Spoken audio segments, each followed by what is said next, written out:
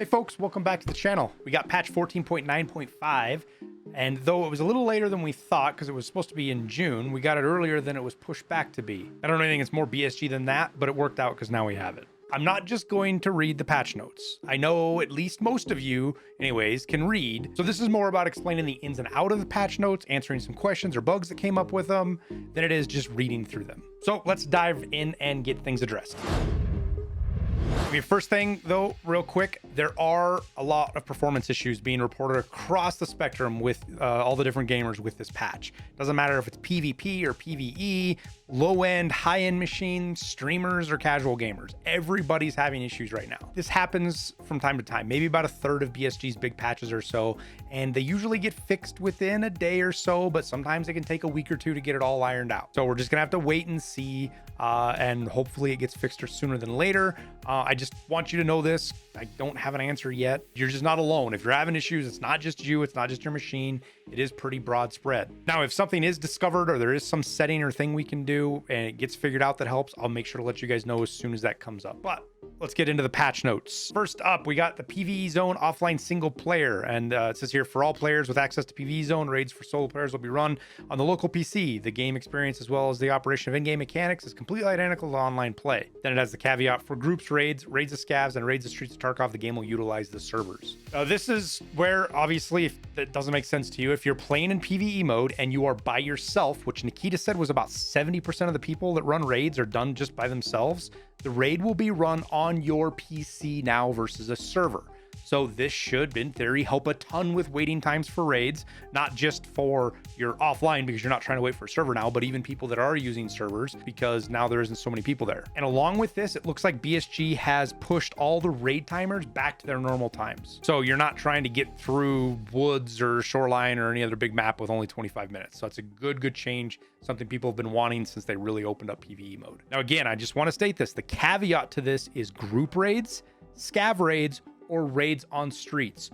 Those are still going to be run on servers, regardless of, well, if you're by yourself or not. You're in a group, you're not with players, but you get what I mean. And if all goes well, hopefully this means you'll be able to see the ability to purchase the PvE mode for everyone who doesn't have EOD or Unheard, because everybody else doesn't have it. I know there's people out there that want it and want to buy into it. If this is stable, hopefully that brings it sooner than later. Now, next up is the wishlist mechanics. Bullet notes here, players can add an item to one of several pre-created wishlist categories. Items added to wishlist are displayed in a separate section of the handbook. Wishlist items have unique visual differences when obtaining such items through various methods. The players will receive a corresponding notification, and then players can customize the frequency of notifications in their game settings. Added the ability to automatically add items needed for the hideout to wishlist. The available options for this feature can be configured in the in-game settings. Wishlist persists after wipes.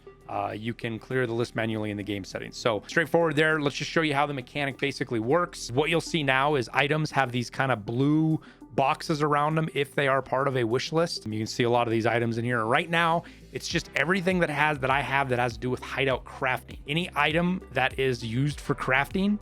I don't know about upgrades yet because I don't have anything to upgrade in the hideout anymore. So I don't know if upgrade required items are in there or not. Let me know in the comments if you do see that. Like, you know, if you need to upgrade from 2 to 3 workbench, do those parts show up as the hideout? That I do not know. But everything else shows up like this. Now, I don't want this. This is annoying. I don't give a shit about what items are for crafting for a wish list. You might, and that's fine.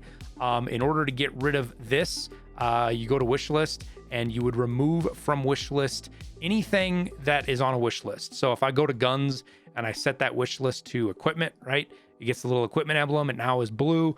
If I want to pull that off, I go to remove from wish list. But as far as everything else with the hideout, you need to do that in your settings. So you go to settings, game, and right here, auto add to wish list. You can do crafting recipes, auto hideout, all hideout items, or disable. So I just disabled everything. And then here's your clear wish list button. And then as far as notifications, you can do enabled, in stash only, in raid only. I set mine to in raid only, save those, and boom, all of those items are no longer on the wish list unless I want to come to them and specifically put them on the hideout wish list. Now, like they said, you know, you're going to have certain items show up in certain places. So let me put a couple of these back on the wish list here just to show you guys. So when you go to your handbook, you have this whole wish list area and then sub drop downs that'll be here. There's only one item, so but you can see your wish list items here, or on the flea market. It puts everything on the flea market that you had selected.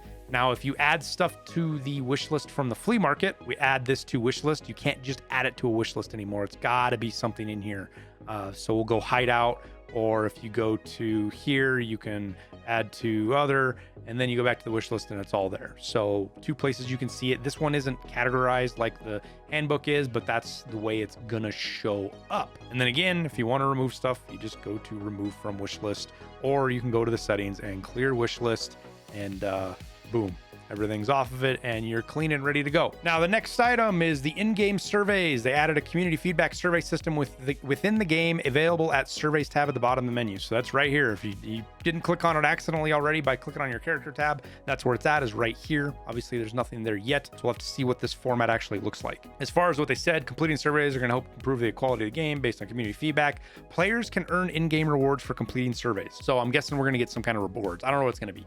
Probably little bits of gear, maybe a little bit of money. I'm not sure exactly how it's going to work, but hopefully there is some kind of little alert, like you have a green 1 here. Maybe hopefully that'll pop up over here when there's a survey, so players know that it's there. Now, the next one, I know a lot of people are going to be rolling their eyes at it, potentially anyways, but we get AI adjustments in PvE mode. Now, if you're not playing PvE, don't skip over this just yet, because it does become important for PvP. We'll get there at the end of it. But let's talk through this real quick. AI PMCs now pick up items, loot crates, and bodies, trying to choose more valuable loot. So your PMC AIs. So that's what in PvE mode, for those who don't know, there are PMCs. They're basically just raiders, but they're geared like PMCs. And they were pretty dumb up until this point. Non-interactive, non-immersive. And so now it looks like they're going to be looting. They're going to be picking stuff up, acting more like players. They can also pick up weapons and equipment, and if they find better equipment, they'll replace theirs with it. So this means you're going to see stuff sitting on the ground potentially. You know, PMC finds a better armor or something and they swap it. They're also going to have the AI PMCs travel all over the location. They build routes to points possible loot concentration. So they're going to move based on loot. It looks like bots move in tactical formations. So if you have groups of PMCs, when they reach their destination point, they collect loot, and then they can wait for enemies for some time, setting up ambushes. So this is kind of crazy. You're going to have campers and rats even in PvE mode now. You didn't get away from it by going to PvE mode.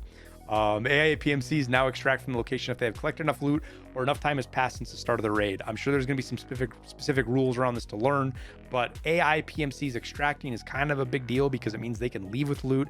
It means the map could get potentially empty, things like that. AI PMCs now sprint more often when moving in terrain, and AI PMC level on beginner ground 0 will be limited to level 20.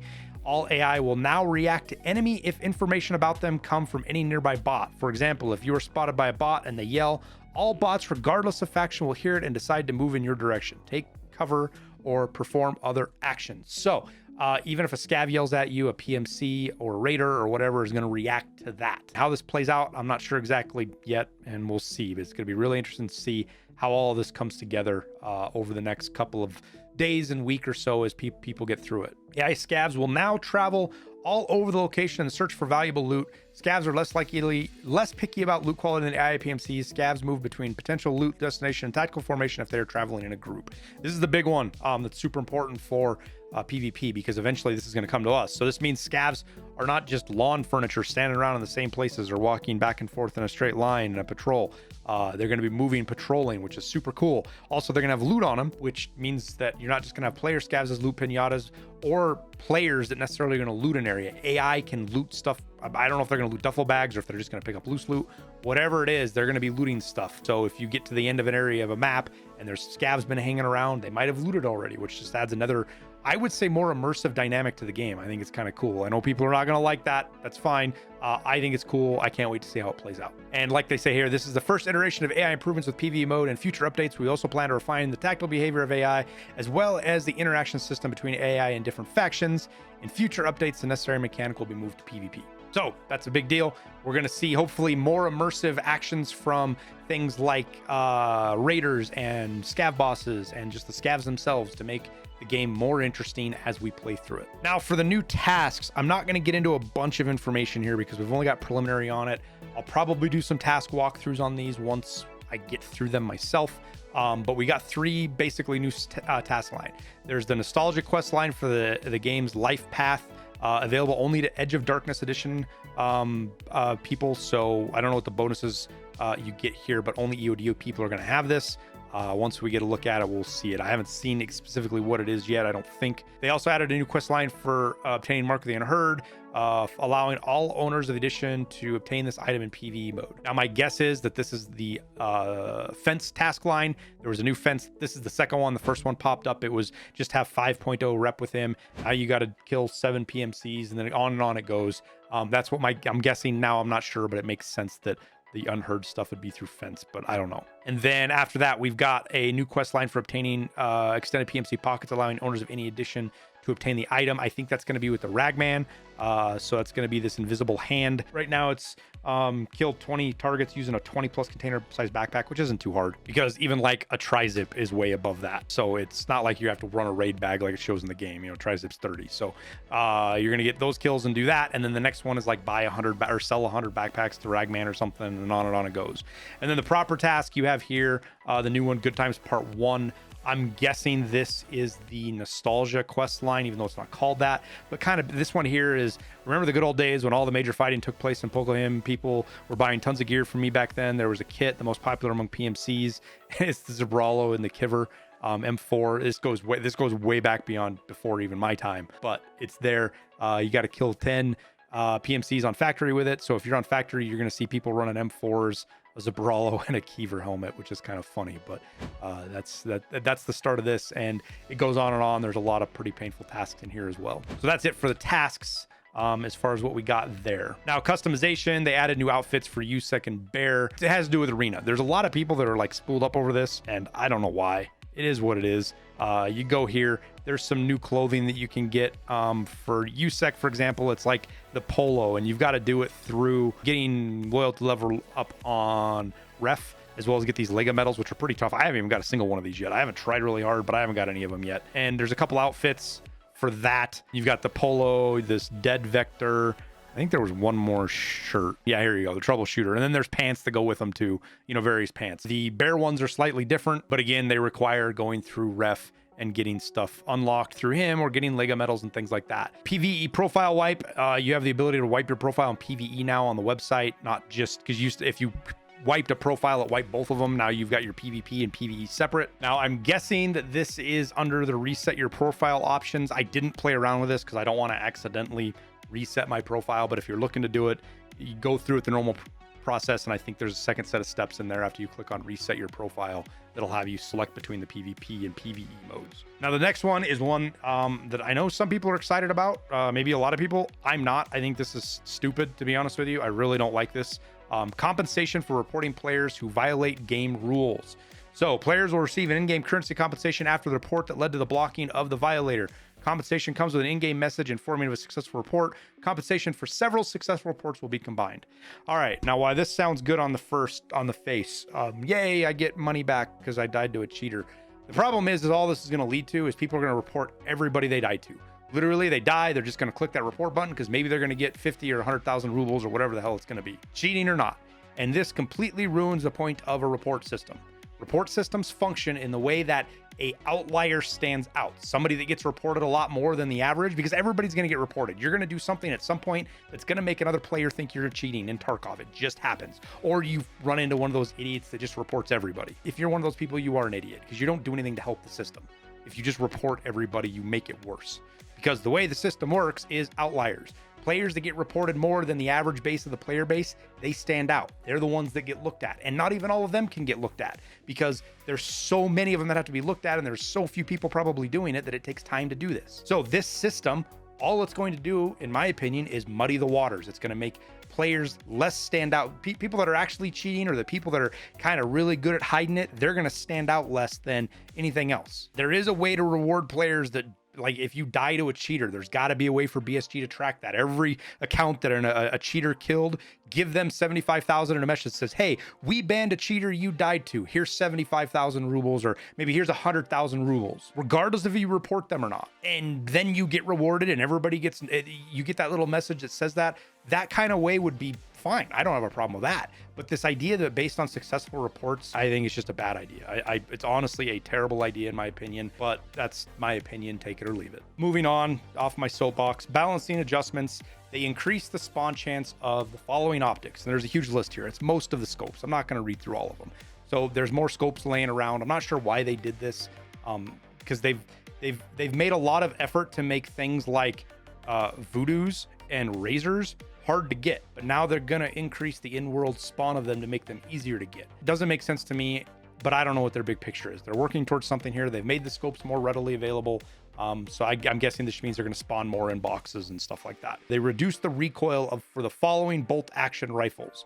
I didn't look through all of this list. I think this is all of them. I don't know if there's any bolt action rifles that aren't in here, but they reduced the recoil, and it is meaningful.